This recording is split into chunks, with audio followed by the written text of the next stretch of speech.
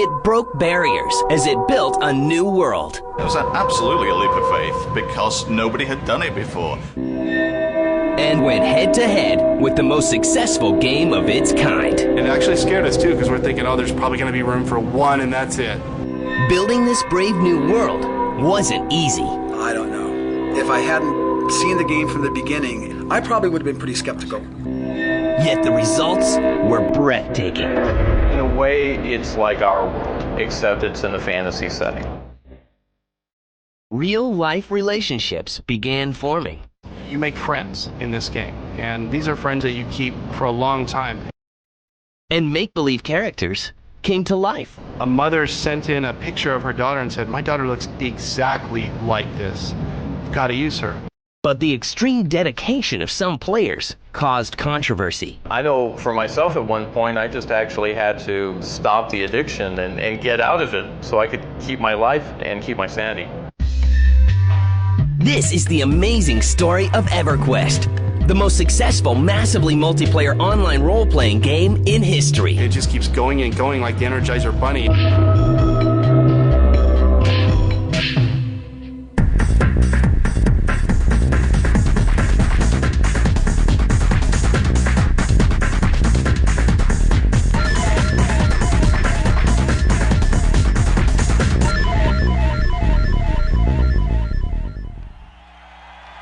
By the mid-1990s,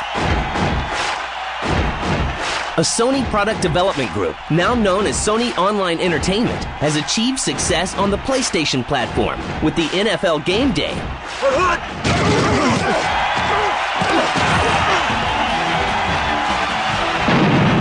Twisted Metal,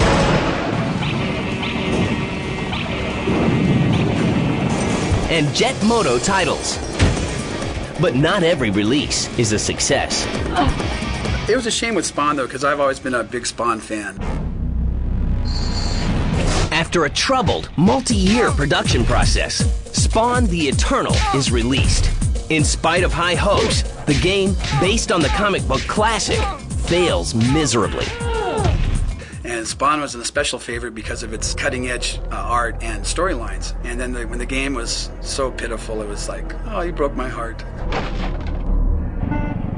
Yet other hits follow, including sequels to Jet Moto and Twisted Metal. Both offer modes of play for multiple gamers.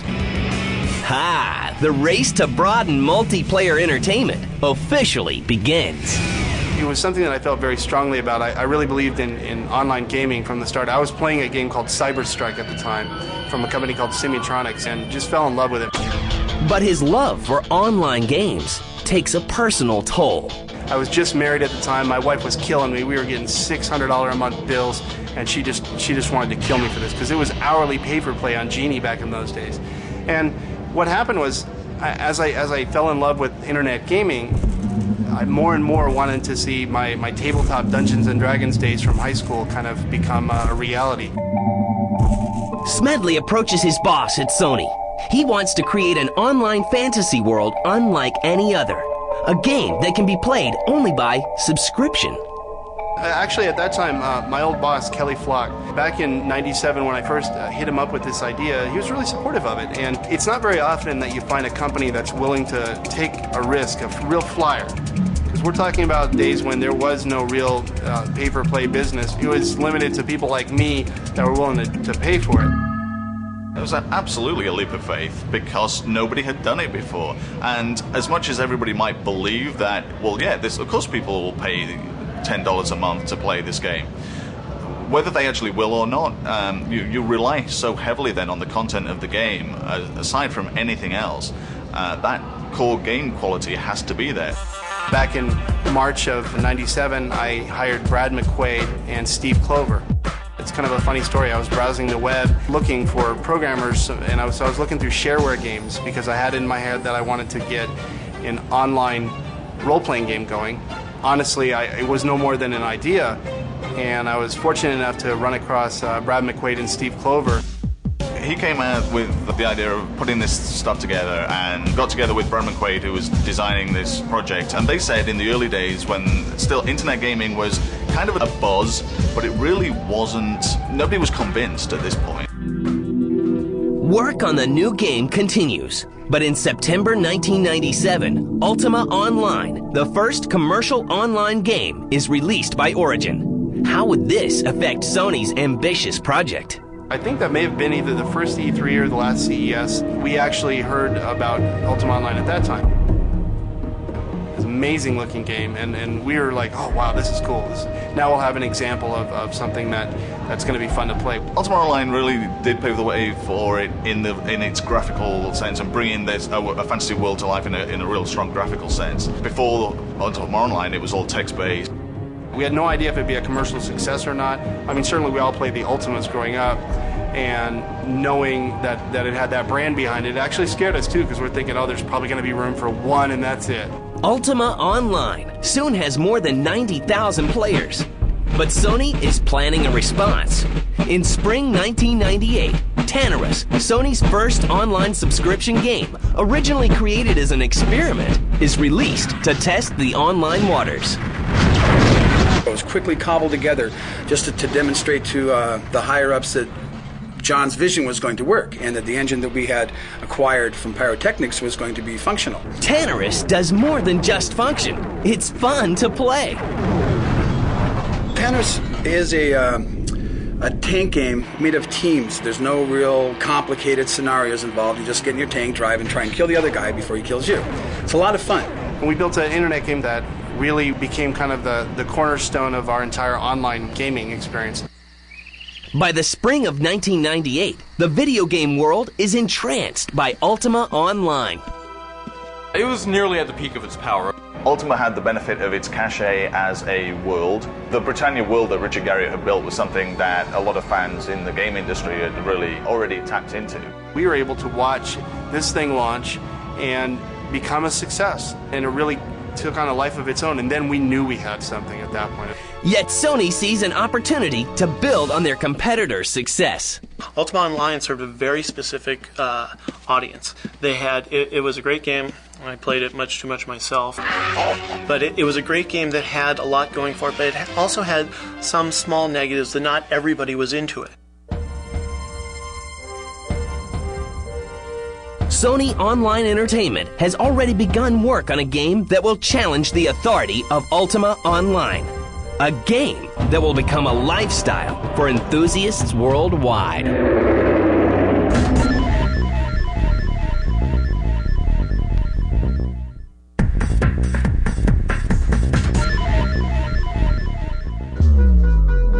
By 1998, Ultima Online is the top internet game of its kind. Sony Online Entertainment is getting ready to go head-to-head with its own entry. The new massively multiplayer online role-playing game is dubbed EverQuest.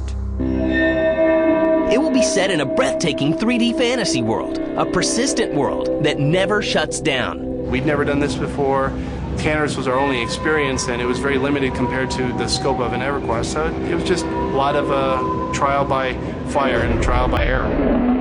It was a major risk. There's no doubt. There had never been even an attempt to do a game like this, which is a true 3D engine, massively multiplayer, persistent world online role-playing game. Players can assume characters of infinite types.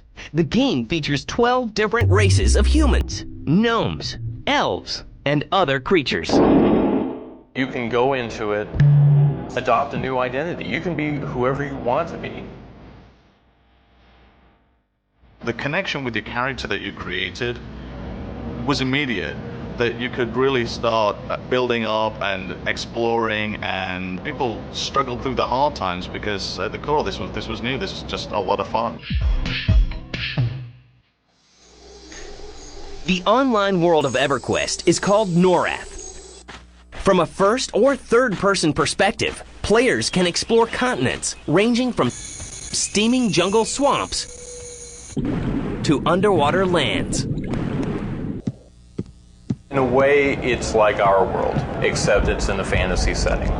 It has an economy, it has a social structure. It's just not our world. Within Norrath, players traverse many different zones. and pool resources in quests for distant treasures. The global environment and the artistic results are astonishing. EverQuest is all about people interacting with other people. Their experience just fighting monsters, that's fun. It's when they start getting their friends involved. That's when something just seems to click, because you're working towards a common goal.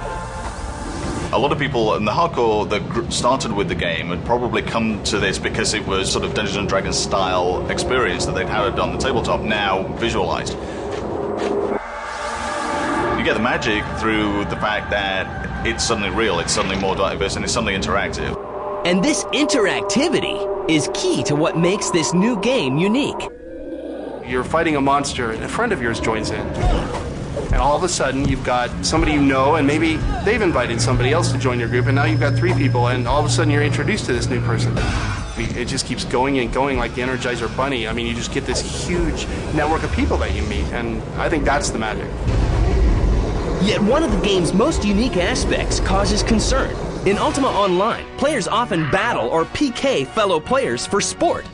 So with EverQuest, they decided to go with player versus environment. It was very controversial when it was announced during the development that we were going to go towards player versus environment rather than player versus player.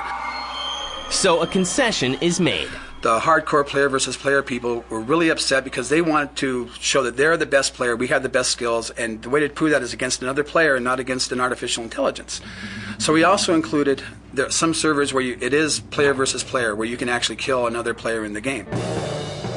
The game is making headway, but will people actually pay a monthly fee to play it? We had these project review meetings, and all the other producers would show these PlayStation games that are going to sell 1 million units. NFL Game Day, 1 million units. And here we are showing our PC stuff. How many is this going to sell? Well, we think it might sell 70,000 units over 2 years. I don't know. I myself, if I hadn't seen the game from the beginning, I probably would have been pretty skeptical. And then all of a sudden, some of those producers internally started playing the game, and then they got it. It's just one of this big ball of energy that kind of sucks people in. Yet is it good enough to impress the press? When EverQuest launched, they were fighting the Ultima name, and they were also fighting the Lord British name. It had some celebrity behind it, so that was a tough road to hoe. I remember hauling these big computers up to Computer Gaming World and literally kind of getting these almost not blank stares, but sort of like they didn't know quite what to make of us yet. I actually saw the game well before release when John Smedley and Brad McQuaid came in and said, we've got this game and it's going to be massively multiplayer and it's an RPG. There was a lot of nervousness about it, but I remember I was working at PC Accelerator at the time, and we first got our builds of EverQuest in, and all of a sudden, we just got sucked into it. And the positive reaction keeps building well after its March 1999 introduction. After only 2 months on the market, more than 100,000 copies of the CD-ROM are sold. And each night, 30,000 people entered the enthralling zones of EverQuest. When it first launched, it was a real test because, nobody had done this before. And Ultima Online had already come out and set an example and a standard. And I think that there was a feeling for a while that between Ultima Online and EverQuest and Asheron's Call, the market was somewhat saturated. But with each additional game that's come into the market, it has expanded the base. When we launched the product in early 1999, we had roughly 50,000 subscribers within a 2 or 3 month period. EverQuest players are supported by a team of game masters who are based in the company's headquarters in San Diego, California. We'll doggedly go after a problem until we solve it. One of our employees will spend half a day, if necessary, with one single customer to resolve a situation if necessary. Fans go crazy for this brand new fantasy world. During peak periods, there are up to 37,000 players online simultaneously. From countries as far-flung as Zimbabwe and New Zealand. People operate in their mundane world, and then EverQuest allows them to operate in a fantasy world where they can do fantastic things. Our typical player plays 20 hours a week, which is a lot. And the ramp-up curve that we see on this game is absolutely amazing. It goes from, a couple hours a week to all of a sudden they just go right up to our average. And in some cases, a lot more than that. It's nuts. They are absolutely intense. It is amazing, but I think it comes out of the fact that they have dedicated so much of their time and often taken over their lives to this. Given the strongly addictive nature of EverQuest, the gaming press and online community jokingly nicknamed the game EverQuest. I know for myself at one point I just actually had to stop the addiction and get out of it, you know, so I could keep my life and keep my sanity. You know, I would say that people devote like 38 hours of their week to TV. Is that bad? Yes, I think I'm proof of that. Do people devote too much of their days to this? I think that's a personal choice. It's about what people want to do with their free time. You know, EverQuest really just became a phenomenon because it empowers people to communicate online. The kind of catchphrase that we like to use, we're forming global gaming communities. You make friends in this game, and these are friends that you keep for a long time. Great to have all you guys here. It's about time we got here, huh? And what better place to meet than at EverQuest fan fairs? We host a quarterly fan fair, which is a national traveling EverQuest get-together. They come primarily because they want to meet their online counterparts face-to-face. Fantasy begins merging with reality. Yeah, oh my gosh. I mean, how cool is that? I think I must have bought every single TV guide in our local grocery store. And the cover girl becomes a real-life woman. Our artist Keith Parkinson painted the first EverQuest, and the High Elf Firiona V that's on the cover of the first box, a mother sent in a picture of her daughter and said, "My daughter looks exactly like this. You've got to use her." And Keith started using her as a model for the future ones. In fact, if you look closely, the difference between the first box and the second, it goes from looking like this kind of generic high elf to Denise. Within months of its launch, EverQuest outpaces Ultima Online, its biggest competitor. But can it survive newer, tougher competition, as well as its own replacement?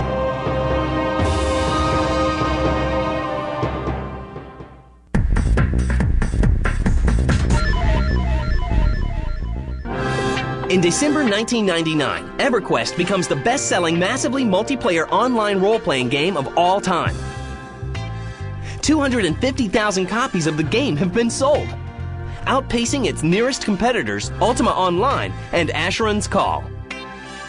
I'm not sure that there is an average EverQuest player. A good portion of our audience is male. A good portion fits between the ages of 13 and 30. To however old you want to be to play it. At the same time, we have 75-year-old grandmothers in Florida playing with their grandkids out in San Francisco. There's some people that play heavy Dungeons and Dragons and are into the real role-playing side of things, and then you have the jocks, like the Kurt Schillings of the world. It really does take a cross-section of people.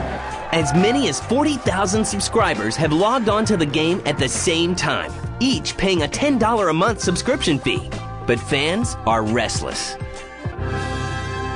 We're really there to please the ongoing players who've been playing a long time and want some new experience. That's what the expansions are for. In early 2000, the first EverQuest expansion pack is released. The Ruins of Kunark includes a new continent to explore and a new race of lizardmen. It really helped to give something extra, and it really wasn't just a case of adding a landmass, it was adding a bunch of other elements. The expansion pack is a smash hit, and by February 2000, EverQuest boasts more than 300,000 players.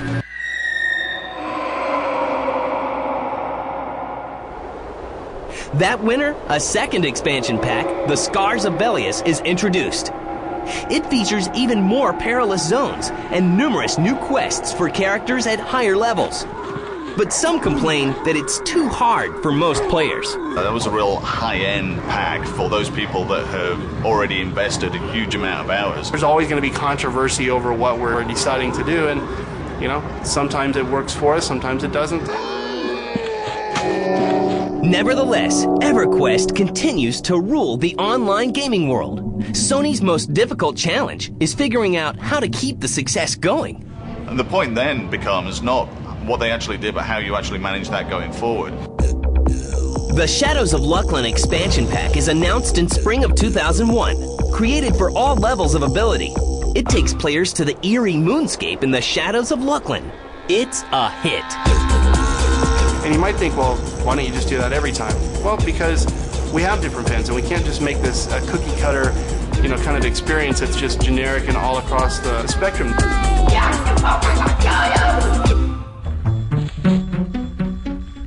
Leveraging an established leadership in online gaming, Sony Online Entertainment announces plans for 3 ambitious new online games, including the long-awaited real-time strategy game, Sovereign.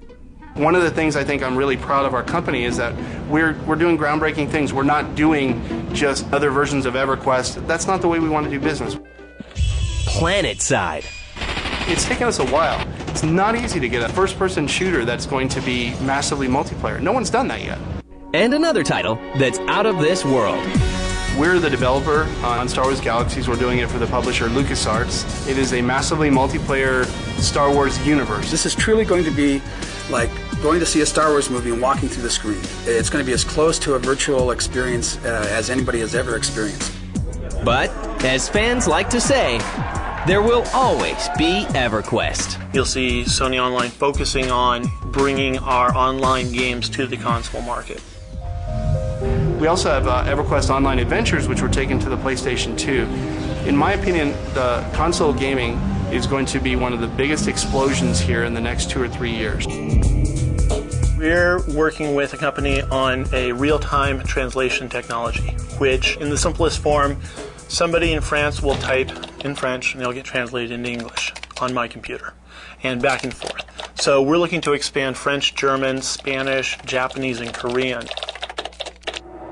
EverQuest 2 is going to be coming out fall 2003. Our plans are to migrate people in such a way that if they want to go to EverQuest 2, they can. The game itself is coming along really well. It's going to, I think, redefine where we're trying to go with these games. We're doing unique things like nobody's ever done before. We're aging characters within the game. Over time, you'll be able to manipulate your character such that you visually age in-game. Can you purchase virtual anti-aging cream? Never mind. More importantly, will there ever be too many online games? I do have concerns that there are too many coming too soon. And I really don't know if the market can support all of them or not. Is there room for everyone? I think just like any other market, the consumer is going to end up telling us who the winners are. And that's the way it should be. So I'm excited to see The Sims Online come up, and I think it's going to grow the market. Dark Age of Camelot from Mythic Entertainment has been a huge success, and that's great. Anarchy Online has really improved since its launch, and they all offer different game experiences. Amazingly, EverQuest has not been really hit hard by those games coming out. The cream really will rise to the top, and hopefully I think we're going to be leading that. How long will the original live on? There's absolutely no reason why it should stop. There's a new expansion coming out, Planes of Power.